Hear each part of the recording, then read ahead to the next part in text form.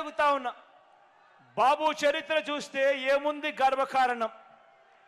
బాబు party కార్యకర్తలు చెప్పుకునేందుకు ఏమున్నది గర్వకారణం?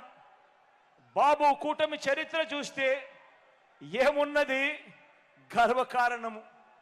అందరూ కూడా ఆలోచన చేయమని అడుగుతా ఉన్నా. వీరు ఈ రాష్ట్ర ప్రజలకు ఏం మంచి చేశారని మన ముందుకు మళ్ళీ వీళ్ళంతా కూడా వస్తా ఉన్నారు.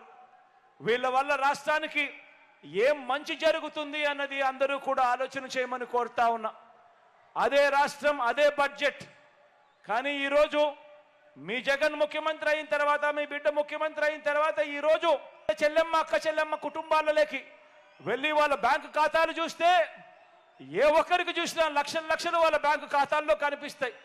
ఏకంగా 2,70,000 కోట్ల రూపాయలు మీ బిడ్డ నా అక్క చెల్లెమ్మల కుటుంబాలకు మంచి జరగాలి అని చెప్పి ఈరోజు పంపించిన చరిత్ర కనిపిస్తుంది.